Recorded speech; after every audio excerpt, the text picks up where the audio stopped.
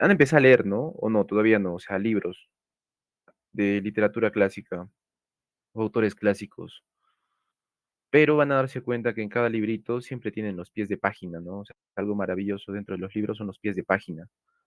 Y en cada pie de página se citan entre los autores. Yo creí que era algo netamente de los autores clásicos, pero por ejemplo, ahora que estoy leyendo El Gran Escape, ¿han leído El Gran Escape? Todavía no. ¿Alguien? De momento su puntito si han leído El Gran Escape. Ya, pero es de Eddington, del Premio Nobel del 2015. Y curiosamente, el Premio Nobel del 2015, en sus primeras páginas, cita a Acemoglu y también cita al profe Mokir, ¿no? O sea, como que ya estaba relacionado con, como quién diría, entre Nobel se citaron, pero la cita es del 2015, pues.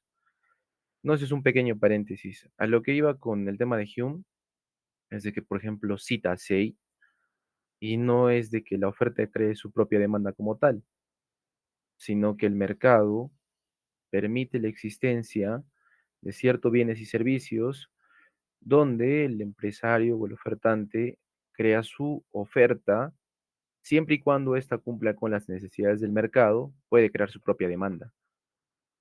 ¿No? Ahí notan algo la diferencia frente a la cita original de que era cada oferta crea su propia demanda. Bueno, la diferencia básica es de que siempre y cuando cumpla la ley de mercado. ¿Qué quiere decir esto? De que satisfaga las necesidades del mercado. No es de que yo mañana cree un queso, ¿no? Digamos un queso de hongos. Y como yo había creado mi queso de hongos, va a haber su propia demanda. No es algo un poco ilógico. Imagínense que sus compañeros empiezan a crear un nuevo servicio de telecomunicaciones con el planeta de Plutón, o bueno, con el satélite. ¿Creen que tendría su propia oferta? O sea, ¿creen que vendría la gente y su empresa empezaría a crecer y a crecer y a crecer? ¿Qué dicen?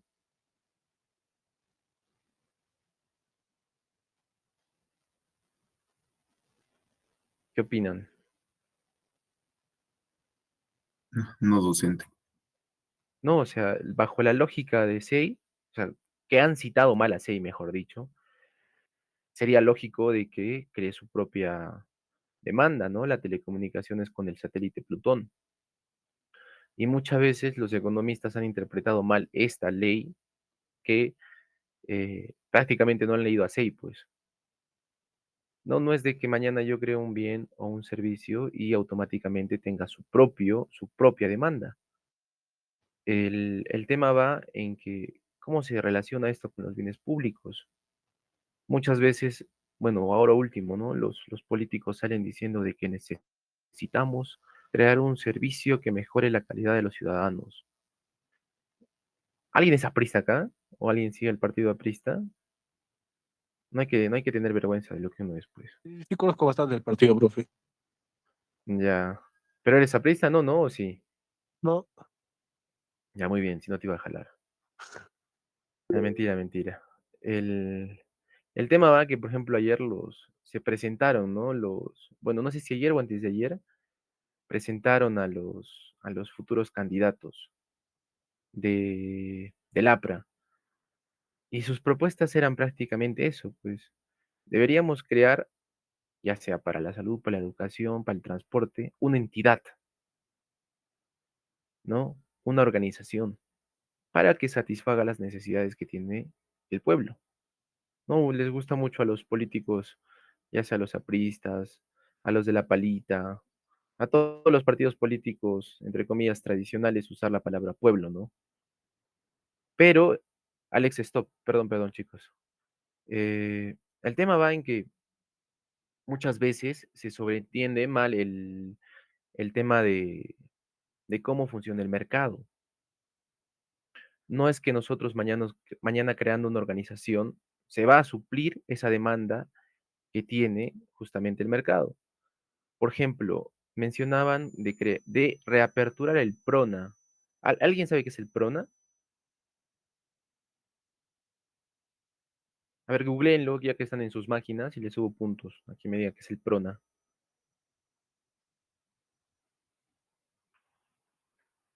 Es el Programa Nacional de Asistencia Alimentaria Antiguo del Ya, Perú. muy bien, muy bien, muy bien. Pero ¿qué hacía? ¿Qué hacía? ¿Qué hacía? ¿Qué opinan? A Su ver, objetivo Nicolás. era reducir la desnutrición y pobreza alimentaria en el país, profe. Ya, ya, ya. Y ahora más o menos tendrían idea de qué relación tendría con la mal citada ley de Sey.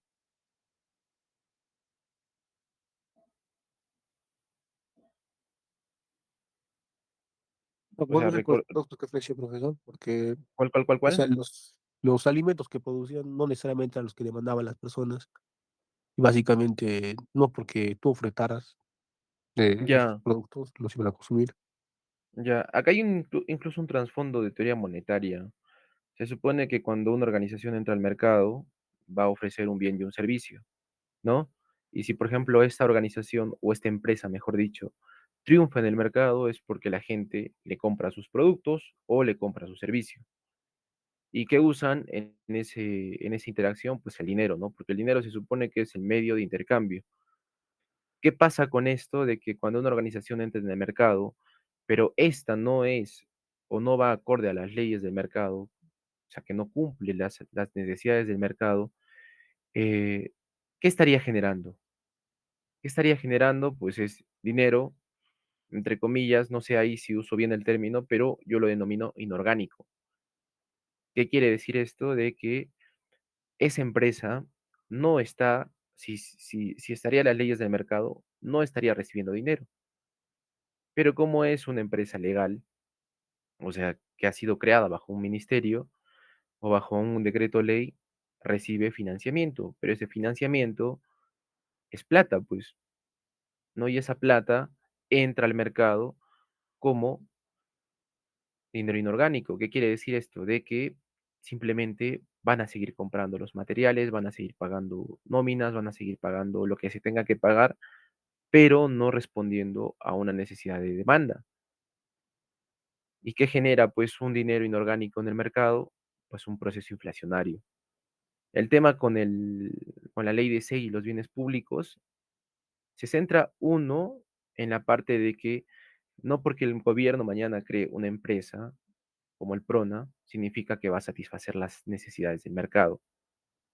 Dos, el tema de que se crea una empresa en el mercado bajo un decreto ley, o sea, una organización gubernamental que recibe financiación, genera un proceso inflacionario, ¿no? Y ese trasfondo es bastante grave porque en vez de beneficiar al pobre, beneficia pues a que sea más pobre. No sé si alguien tiene dudas en este último enunciado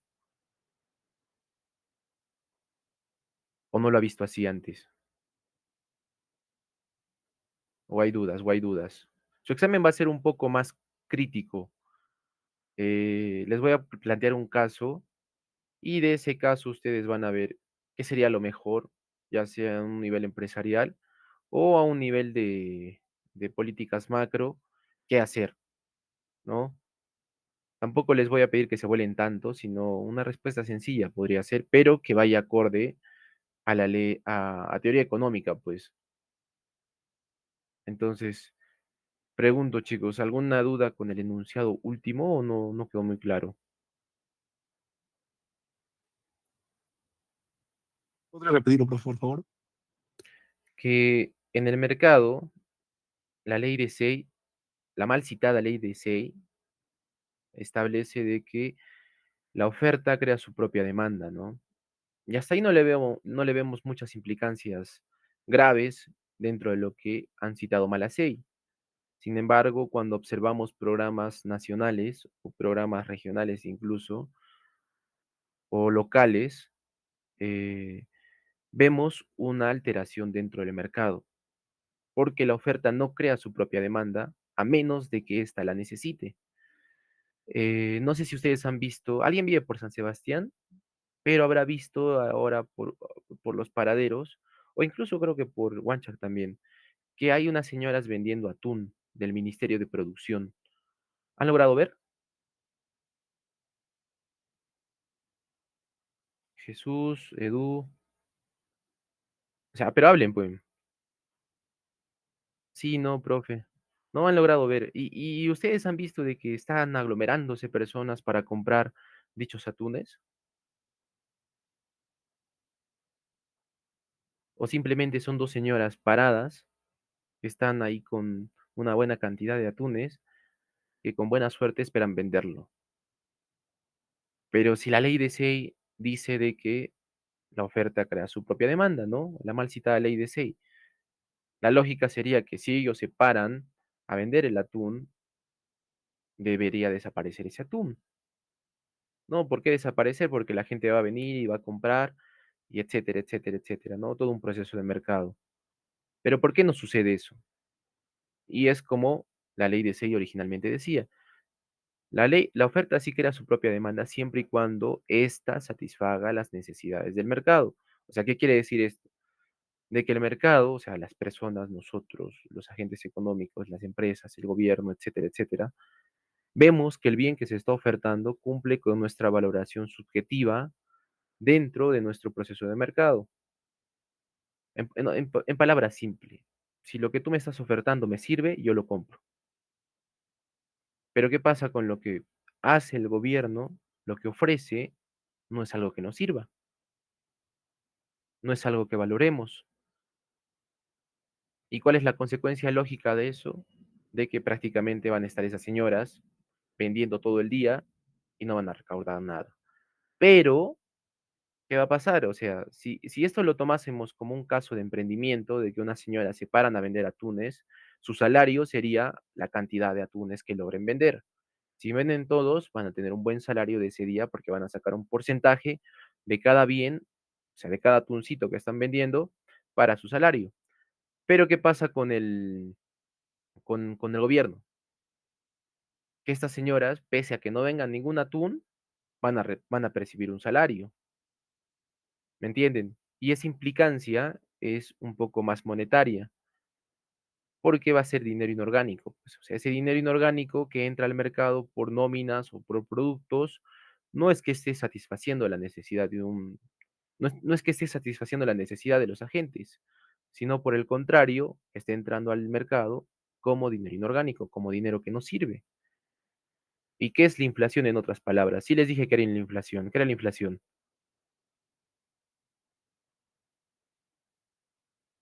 ¿Qué es la inflación, chicos? Para Es, subirles puntitos. es la pérdida del valor adquisitivo de la moneda. Ya, El adquisitivo de la moneda por motivos de elevada subida de precios de los productos. ya. Pero en ahí, por ejemplo, me estás hablando de una consecuencia. Yo les repito que la inflación es el incremento generalizado del dinero, no de los precios, del dinero. Y el dinero, como consecuencia de un incremento generalizado, ¿qué genera? El incremento de los precios, ¿no? O sea, cada que alguien les dice el incremento del precio, no está hablando de la inflación, está hablando de las consecuencias de la inflación. La inflación en sí es el incremento generalizado del dinero, ¿no? Y un incremento generalizado del dinero que vemos a simple vista sería ese, pues, el pago de nóminas de las señoras que venden atún, paradas todo el día, que no venden ni un atún, pero que aún así van a percibir un salario. Pero ese salario no se está traduciendo en bienes y servicios consumidos por el mercado, no, sino por el contrario, les están pagando de manera inorgánica algo que no estaría valorado en el mercado, iría en contra de la ley de Say, ¿ya? Pero esa implicancia, como les mencionaba, es monetaria. ¿Y qué va a pasar? Al final se supone que el Ministerio de Producción intentaba vender a un precio mucho más bajo de lo que se ofrece en el mercado de sus atunes para que personas con pocos recursos puedan obtener una fuente de alimento. Pero como no es valorado en el mercado, como la gente no ve con buenos ojos esos atunes, simplemente no se venden. Pero se está pagando nóminas, se está pagando planillas. Entonces, ¿qué pasa? Entra al mercado ese dinero y en vez de favorecer a los pobres con un, entre comillas, con un programa nacional, ¿qué está haciendo? Los está perjudicando, ¿no? ¿Por qué? Por simplemente la entrada de dinero inorgánico al mercado. No lo mismo con los programas de Procompite, creo que siempre repito eso en clase. Si alguien se anima a hacer una tesis, eh, no tanto usando la estadística, no aplicando, digamos, correlaciones o modelos de regresión, sino estadística descriptiva. Y saca cuántos programas de Procompite se han elaborado del 2015 al 2025 y cuántos empresarios han participado de ello. Van a darse cuenta que el ganador de cada programa Procompite al año ya no existía, ya no existe. No, el ganador de Procompite de este año, al siguiente año ya no va a existir. Su empresa creada no va a existir. Pero estaría bien, estaría mal. Desde un punto de vista económico, o sea, esa empresa que ha ganado, se supone, un incentivo económico por parte del gobierno y el gobierno también generando un incentivo para que haya más empresarios, en realidad solo es una pérdida de plata. Pero no es pérdida de plata como tal, pues es dinero entrando al mercado, pero ese dinero inorgánico, ¿qué va a generar? Procesos inflacionarios. No, ahora, ¿cuál ha sido el último comentario del Consejo Fiscal? ¿Alguien escuchó? Era, profe, el conjunto de economistas que dijeron que dicha ampliación de gastos, más que todo, podría llevar a Perú, uno, en la caída de sus reservas y dos, en una posible recesión y en una crisis económica. Claro, o sea, en palabras simples, ¿no? Estamos gastando más de lo que generamos. No estamos gastando más de lo que generamos. Y no sé si ahora lo ven un poco complejo lo que digo o si lo logran entender. ¿Qué dicen?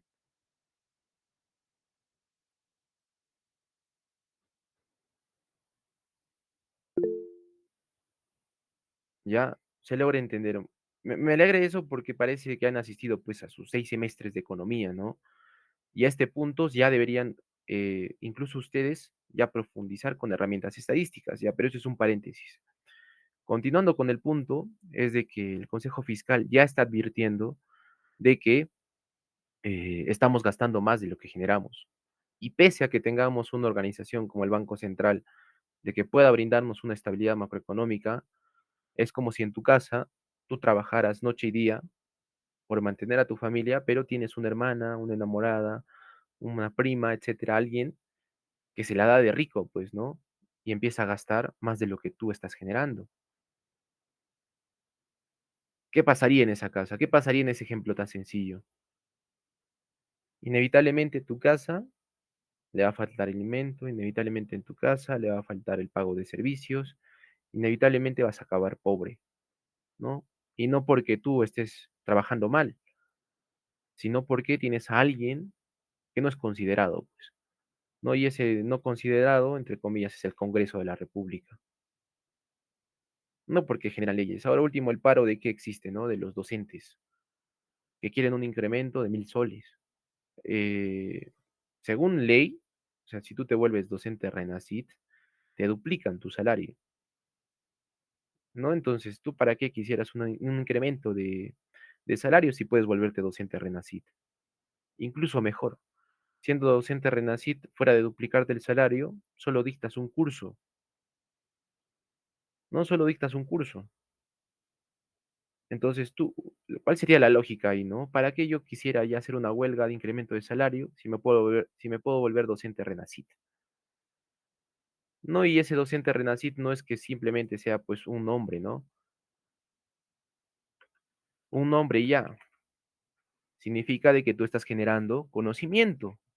¿Alguien ya leyó al Nobel o alguien ha visto videos sobre el Nobel de Economía? O bueno, sobre los Nobeles, ¿no? De acá del 2025. Profesor, los de la solución creativa. Claro, de Más o solución menos creativa. docente. Sí, profe, vi No. una crítica de que era más una formalización de matemática muy buena, Ujú. pero era intuitivo, ¿no? De cómo la destrucción creativa había beneficiado al crecimiento en Inglaterra. Pero Claro, la claro. crítica iba de que no incluía, recuerdo que había una crítica que decía que no incluía un factor ecológico de acceso al carbón, creo que por la isla de Inglaterra. O como esta Ajá, isla como está en el mar, tenían, no ajá, sé, un acceso privilegiado al carbón porque sus desarrollos tecnológicos, por así decirlo, de la época, los tenía China, pero China no tenía su ventaja ecológica en aquel entonces. Algo así recuerdo, porque fue sí, hace sí, sí, tiempo cuando sí. vi esa conferencia. Era muy interesante. Y voy, yo voy a tampoco intentar. considero una buena. No sé, en otra clase les pedí que les he pasado a ustedes también los PDFs de Joel Mokir. No sé si sea cierto, pero un alumnito, o sea, el PDF que les he pasado es en inglés, pero un alumnito logró traducirlo, ¿no? O sea, el libro al español y se lo imprimió. Y me dijo, profe, sí, al frente de la UNSAC, hay una señora que te lo traduce con licencia. Pueden hacer lo mismo, ¿no? No sé si sea cierto, no sé si lo haya traducido él con un software, pero lo pueden traducir ya para que puedan leerlo. O mejor aún, pues lo imprimen en inglés y empiezan a leer en inglés, ¿no? Y aquello que no saben empiezan simplemente a aprender. Pero el punto de los Nobel, chicos, es que, por ejemplo, mencionan que el conocimiento es lo que realmente genera desarrollo, pues, ¿no? Incluso también John Deaton, August Deaton, diré, perdón, menciona que el conocimiento aplicado es lo que genera desarrollo, no el conocimiento. O sea, yo, por ejemplo, mañana les puedo dar una conferencia, una capacitación. Imagínense que ustedes son funcionarios públicos. Una capacitación de cómo usar el InviarTP. Genial, o sea, yo les doy la capacitación, pero ustedes llegando a su oficina, se sientan, toman su cafecito con su empanada y siguen haciendo lo mismo. Sí, tienen conocimiento, pero ¿lo están aplicando? No. ¿No? El tema va en que el conocimiento aplicado es lo que genera desarrollo. ¿Qué quiere decir esto? Que ustedes al llegar a su oficina empiezan a aplicar lo que han aprendido. Es ahí donde se genera desarrollo, ¿no? Es ahí donde se genera crecimiento económico. Entonces, ¿qué tiene que ver con el tema de los bienes públicos? La ley de SEI es de que nosotros, o sea, que el desarrollo no se genera porque mañana ustedes, imagínense que se vuelven congresistas, ¿no? O se vuelven diputados o senadores. No es de que mañana ustedes planteen un programa de capacitación, no es que mañana ustedes planteen un programa de producción, no es que mañana ustedes programan un programa para acabar con la anemia, con la pobreza, con la violencia de la mujer, con la desigualdad. No. Eh, Como les mencionaba, o sea, el Consejo Fiscal advierte que estamos gastando más de lo que generamos. ¿No? Y por más de que nosotros tengamos un buen banco central, las leyes del Congreso están generando justamente eso, un desincentivo al conocimiento. Les ponía el ejemplo de los docentes. eh, ¿Por qué tendrían que ganar más plata? ¿Alguien me podría explicar? Quizás alguien sí entiende la huelga de docentes, que a mi percepción yo no la entiendo. ¿Ah? ¿Alguien entiende la huelga de los docentes? Profesor, lo que más que todo lo que están, creo, reclamando es el aumento de sueldo, porque hay varias instituciones que se les ha aumentado el sueldo Ajá, continuamente a los anteriores años, pero a los docentes del sindicato, los docentes universitarios no se les ha aumentado, o sea, absolutamente nada de... Y eso es lo que están reclamando, porque ajá, ¿cómo es posible que a las demás instituciones, incluso dice a los profesores de los colegios, tienen ujú, mayor sueldo y se les está igualando los iguales que los universitarios? Entonces, ajá. está perdiendo valor en el caso de sus salarios.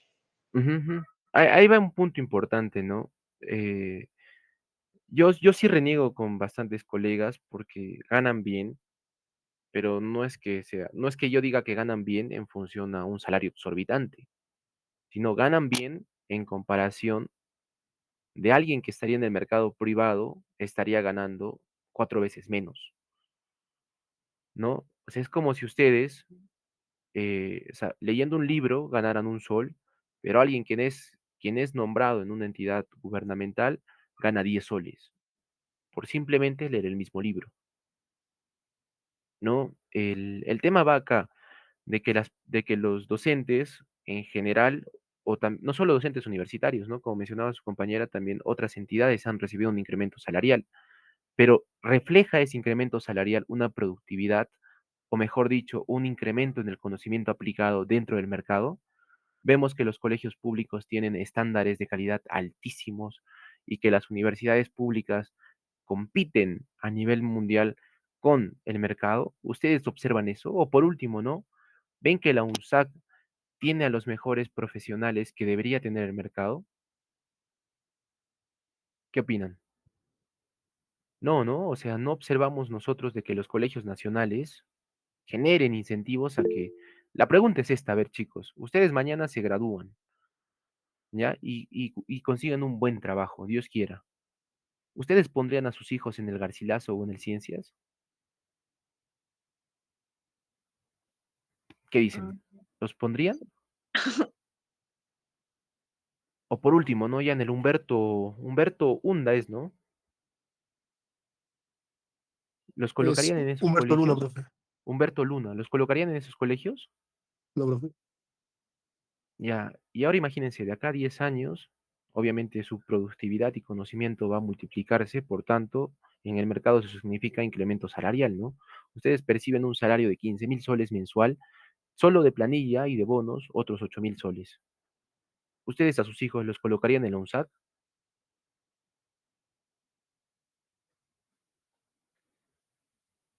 ¿Qué dicen?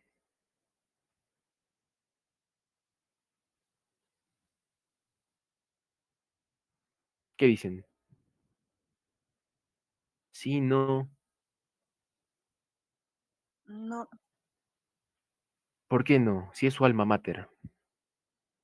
Es que aún así sea, es que ese es un sesgo cognitivo, profe. O sea, aún así sepamos que yo que sé, que tengo, aún así yo tengo el orgullo, yo que sé, de que mi hijo estudie ahí, pero Ujú.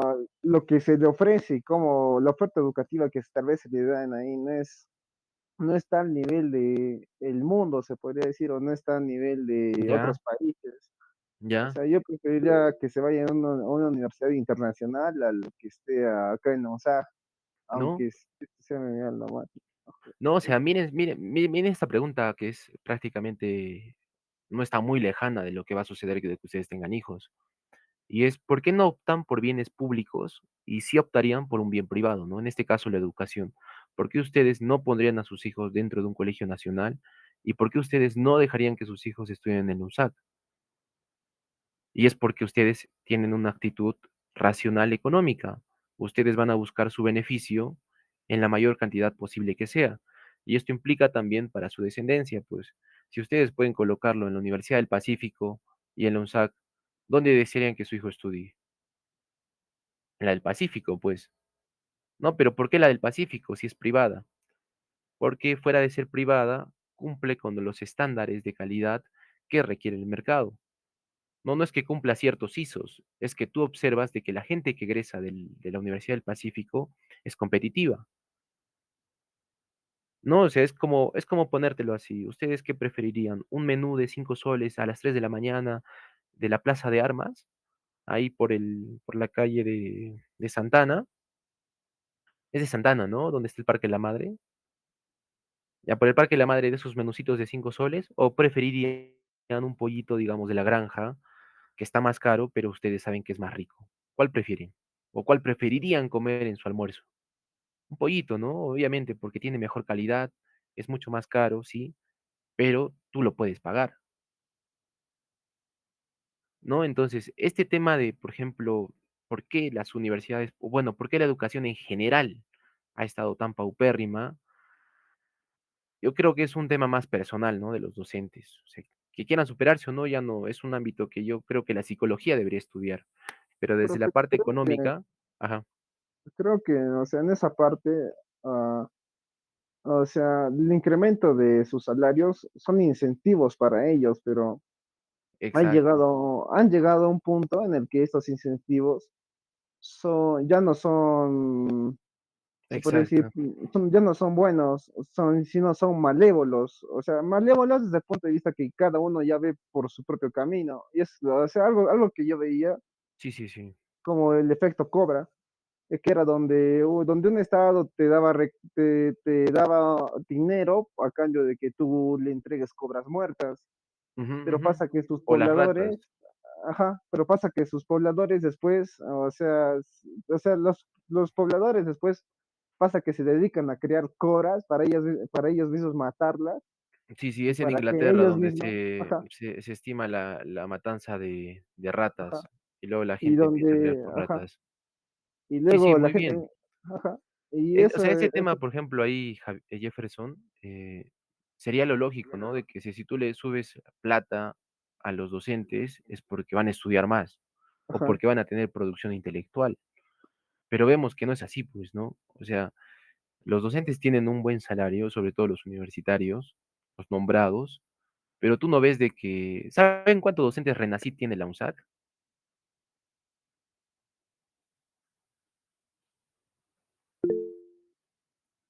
¿Cuántos? ¿Cuántos? ¿Cuántos Metterlink? No sé, profe, es la cantidad total, pero quisiera aportar algo respecto Claro, claro. a los salarios de los docentes. Ajá. Pues, en el Perú creo no se está respetándose la economía del libre mercado con relación a este tema, Ujú, porque las instituciones quieren, o sea, no está respetando el salario de acuerdo, como usted dijo, a su productividad o a lo que genera como para un salario. ujú, O sea, todas las instituciones quieren, o sea, estar a parejo y creo que esta parte no están tomando en cuenta ujú, bueno, los economistas o el Estado. O sea, ujú, y eso ujú. tiene que respetarse como se dice el libre mercado y cada salario tiene que ser de acuerdo a sus actividades o de acuerdo a su productividad. Eso quería aportar. Sí, sí, sí. O sea, incluso no tanto libre mercado, ¿ah? Yo pienso que sería más incluso a la actitud racional de que tiene cada individuo. Ustedes no pagarían pues un menú totalmente feo, digamos, por 50 soles. Ustedes esperan pagar 50 soles por un menú o por un almuerzo que digan, qué rico, ¿no? Qué rico he comido. Y lo mismo, para los que juegan fútbol, o sea, no esperan pagar, digamos, una cancha de 120 soles la hora encima de día donde su césped esté totalmente dañado. No, ustedes van a esperar pagar buena plata por una buena calidad de la cancha. Y viceversa, ustedes van a pagar, digamos, un sol por un bien o servicio que no esté a la altura y realmente pues valga ese sol, ¿no? O sea, digamos, una cancha mal cuidada. Obviamente sí sigue un concepto de libre mercado, donde se supone que el mercado se dirige o se vuelve exitoso una empresa donde las personas deciden comprar sus bienes o servicios, pero no es porque decidan comprar sus bienes o servicios porque simplemente se les vino a la mente que debería ser bueno comprar ahí, ¿no? Sino porque ese ofertante genera una buena calidad. Entonces, volviendo con el ejemplo de los docentes, la UNSAT, por ejemplo, tiene 69 docentes de RENACIT, ¿no? 66. ¿No? ¿Dónde está? Está en su página web. Pero ¿de cuántos docentes? Ah? ¿Saben qué significa docente RENACIT en primer lugar? O sea, ¿qué estándar tiene que tener para que tú te vuelvas docente Ah, sí, RENACIT? o sea, debe ser investigador, o sea, tiene que basarse bajo los supuestos de lo que yo creo que ofrece el CONCITEC. Claro, o Estaba sea, buscando, tiene que tener publicaciones en revistas indexadas, pero para ajá. que te acepten en una revista indexada, tú tienes que presentar pues una buena investigación, ¿no? Es un docente que tiene, es un docente donde ha sido incluido en un registro nacional científico, tecnológico, de Ujú, innovación y tecnología. Ajá, es ajá. eso. Pero para ser incluido dentro de esa lista tienes que tener publicaciones, ¿no? Publicaciones en buenas revistas. Pero, o sea, ¿qué significa eso? Que el docente mientras investiga, lo comenta en su clase, pues, ¿no? Que el docente mientras investiga, o bueno, si ya investigó, comenta los resultados en su clase. Que el docente, para hacer una buena investigación, tiene que estar actualizado con el marco teórico del mundo actual, ¿no? Que si el docente va a investigar algo, tiene que tener un problema moderno. Entonces, ¿qué pasa con eso? Que ese conocimiento aplicado va a ser inevitablemente transmitido a sus alumnos, ¿no? Y uno entendería de que un docente que investiga va a ser un buen docente, pues. No, imagínense que tienen un docente Renacite en finanzas. ¿Ustedes creen que va a ser un curso perdido ese o va a ser el mejor curso que van a tomar en la U? Va a ser el mejor curso que van a tomar en la U, pues. ¿Por qué? Porque ese docente en finanzas, para ser Renacit, ha tenido que investigar a profundidad lo que ha publicado. Entonces, ustedes ganadazos, pues, porque van a tener un docente Renacit. Pero ahí la lógica va, ¿no? ¿Cuántos docentes en total tenemos en UNSAC? Hasta donde yo sé, tenemos 1.200 docentes, o sea, en todas las carreras, ¿no? Contratados y nombrados. Si no me equivoco, ¿no? Alguien quizás sepa el dato. Pero, a ver, de 1.266, ¿cuánto representa en porcentaje?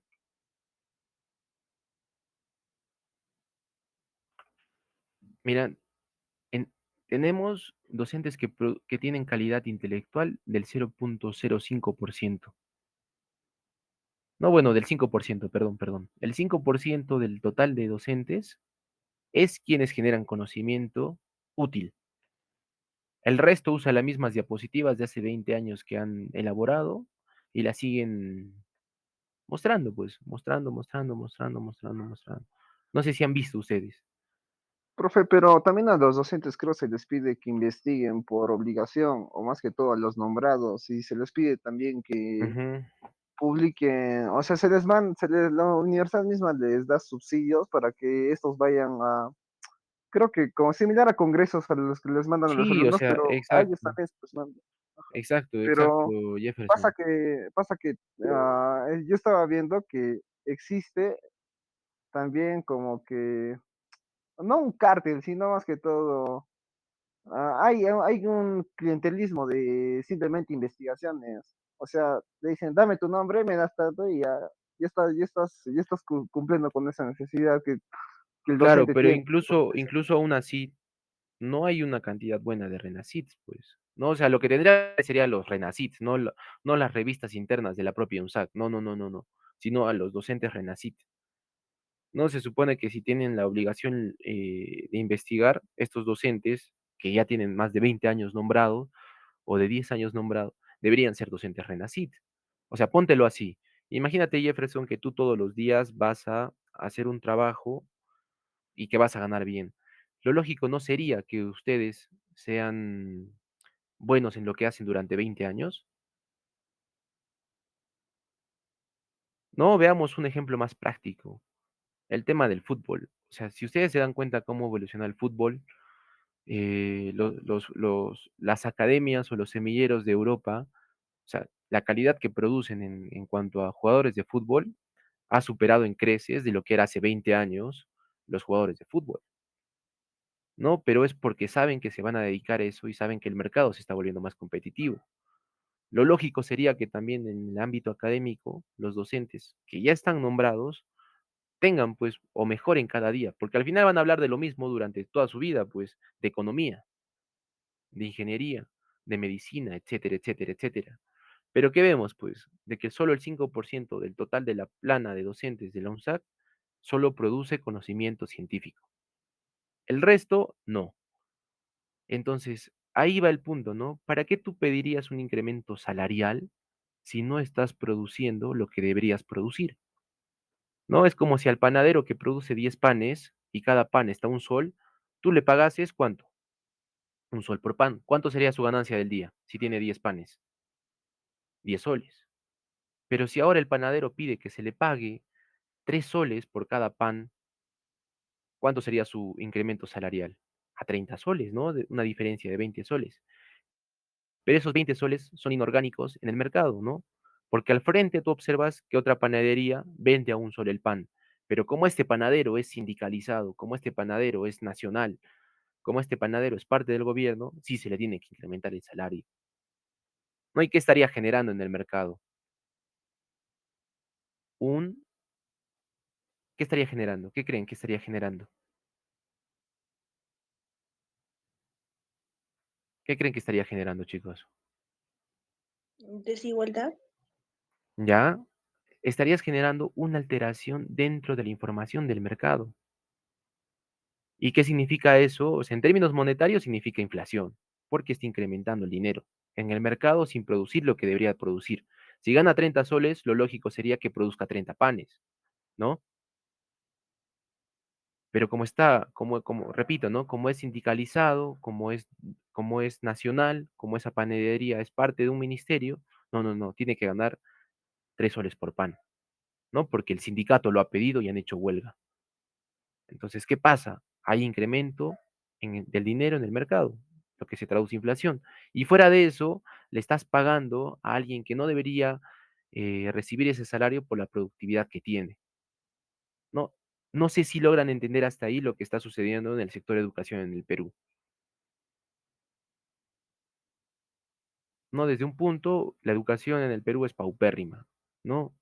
Ustedes no pondrían a sus hijos en colegios nacionales, no optarían por bienes públicos en este momento. mucho menos optarían porque su hijo estudie en la UNSAC. Y no porque la UNSAC pues esté, solo porque diga UNSAC, ¿no? Sino porque no ofrece infraestructura, porque no ofrece calidad en el servicio, ya sea de administrativos o de docentes, y por tanto tú lo que has vivido en la UNSAC dirías, no, no, no. O sea, mi hijo, si yo tengo la posibilidad de que puedo pagar algo más, no estudiaré en UNSAC, ¿no? Porque no ofrece la calidad que el mercado requiere y tampoco ofrece la calidad de lo que se le paga. ¿Me entienden? El tema un poco ya volviendo al tema de la ley de SEI, es de que la lógica de los bienes públicos tiene esa misma consecuencia, no solo en el sector de educación, sino también en el sector salud, en el sector de infraestructura, de carreteras, o incluso en el sector de monopolios legales, de la luz y el agua. No tenemos pésima calidad de bienes públicos. Pero cuando se pregunta en general, ¿no? ¿Por qué tenemos pésima calidad de bienes públicos en el Perú? ¿Qué es lo que usualmente responderían los políticos o los profesores? O los alumnos incluso, ¿no? ¿Qué responderían ustedes? ¿Por qué tenemos pésima calidad de bienes públicos en el Perú? ¿No? La respuesta común es la corrupción. Pero chicos, acá esta es mi semilla para ustedes. No es la corrupción, pues. No es como preguntar, ¿por qué alguien que tiene gripe tiene moquera? No, no, ¿por qué alguien tiene gripe? Y la respuesta sería porque tiene moquera. ¿Esa es una respuesta lógica? No, pues O la sea, moquera ¿es la es, consecuencia? claro, la moquera es la consecuencia, la moquera es el síntoma de que tú tienes gripe. Entonces, cuando alguien pregunta por qué tenemos pésima calidad de bienes públicos en el Perú, mm, nosotros responder qué es la corrupción es responder al síntoma, no es la causa, ¿no? La pregunta debería ser, si queremos responder con que la corrupción, debería ser, ¿qué efectos tiene que nosotros tengamos una mala calidad de bienes públicos en el Perú? Ahí recién tendríamos que responder la corrupción, ¿no? Porque estamos diciendo qué efectos tiene, pero nosotros estamos preguntando por qué hay mala, o sea, un efecto causal. ¿Por qué hay mala calidad de bienes públicos en el Perú? A ver, Yuliño o Yulino. Profesor, una pregunta respecto Ujú, al sueldo de los docentes que estaba ujú, mencionando adelante, que dijo que, bueno, estaba creando inflación, ¿no? ujú, En ese caso, si la inflación se podría decir es el aumento del dinero. monetario, Ujú, ajá, del dinero, en caso de Perú, si el BCR es independiente, se ujú, estaría lo mismo, ya que si el Estado es financiado por sus impuestos, ujú. digamos, eh, si gasta todos esos impuestos, yo creo que no habría más emisión del dinero, ya que el BCR es independiente. No sé si estoy. No, no, no, no. Acá, por ejemplo, esa pregunta, yo muchas veces la respondo. A veces hablo con la rectora de la Andina, ¿no? Y obviamente la rectora no es economista, sino es antropóloga. Y si yo le metiera pues teoría monetaria, vuela, pues, ¿no? Entonces, yo qué ejemplo le pongo acá es de que, rectora, imagínese que en su casa usted trabaje, sea la única que trabaje, ¿no? El ejemplo que les he puesto a ustedes. Imagínense que es la única que usted trabaje y tiene 5 hijos. Y esos 5 hijos no trabajan, simplemente van de fiestas, encima les paga la U, pero ni asisten a la U, les paga diplomados que ni asisten a diplomados, les pagan un viaje que ni siquiera es de congresos, ¿no? Sino solo es un viaje de ocio. En resumen, no producen nada. En su momento usted sí va a trabajar y va a seguir trabajando, pero va a llegar un punto donde eso ya no alcance. ¿No? Por más que usted sea la mejor trabajadora de su casa o la única que trabaja, inevitablemente va a ser que el dinero que usted produce no alcance, ¿no? Y aunque sea un ejemplo un poco no justo para el Banco Central, recuerda que el Banco Central su función es mantener las metas inflacionarias, ¿ya? Mantener las metas inflacionarias. Pero ¿quién en realidad produce el dinero en el Perú? por más que sea independiente, ¿ah? Pregúntense eso, o sea, ¿quién produce el dinero en el Perú? Estamos hablando de la maquinita. Pese a que el Perú tiene un banco central independiente, que en otras palabras entenderíamos como que el Congreso no tendría uso de la maquinita, en realidad sí lo tiene. ¿Y cómo lo tiene? Generando deuda, ¿no? Por ejemplo, los bonos que emite para que se genere una obra pública en el Perú, lo emite en función a deuda. Y esa deuda, ¿quién lo va a pagar? Obviamente los contribuyentes, ¿no? Pero esos contribuyentes, vemos que el Perú tiene un 70% de informalidad. ¿Qué quiere decir esto? Que no van a aportar al sistema de impuestos. Del otro lado, el dinero que se genera dentro de los programas del Congreso, o sea, de las leyes que se hacen para, no sé, digamos, mejorar la educación alimenticia o alimentaria en el Perú, mejorar la infraestructura vial en el sector de Madre de Dios, mejorar la educación pública en las comunidades altoandinas. Que suena bien, ¿no? Que suena bien en la ley. Pero ¿qué significa eso? Dinero. Dinero que están metiendo al mercado. Dinero que siguen metiendo al mercado. ¿No? Y ese dinero es inorgánico. ¿Por qué? Porque no responde a las necesidades de un mercado. Pónganselo así, ¿no? Ustedes si fueran empresa, ahora todo el salón se vuelve eh, el conglomerado de infraestructura vial, ¿no? Nos volvemos una entidad privada. ¿Ustedes harían una carretera en Madre de Dios?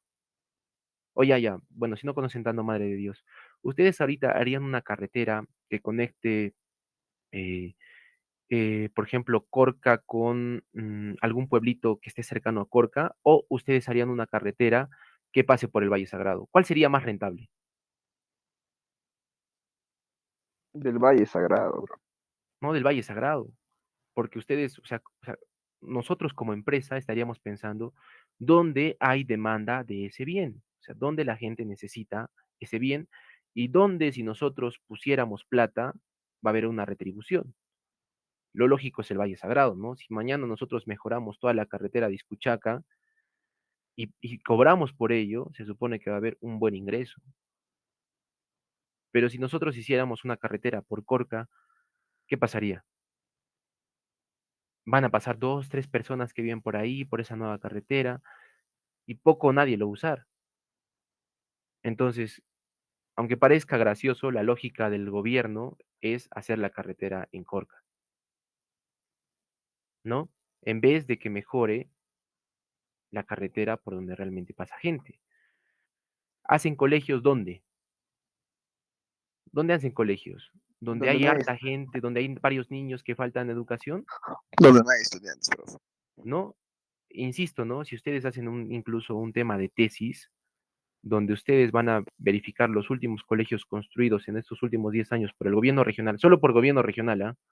Van a darse cuenta de que en esos colegios solo asisten el 10% de la demanda efectiva que se estaban proyectando dentro del expediente técnico, ¿no? No sé si han visto ustedes ahí cuando hacen los anuncios, las panfletas, donde colocan beneficiados, 10.000 personas, ¿no? Por mi casa, por ejemplo, han hecho un puente y decía beneficiados, 5.000 personas. Y yo cuento a mis vecinos y digo, apenas somos 1.000, ¿no? O sea, o al menos que el omnisciente gobernador regional vio que yo voy a tener 5 hijitos, o cada persona acá de mi barrio va a tener 5 hijitos, llegaríamos a 5.000, ¿no?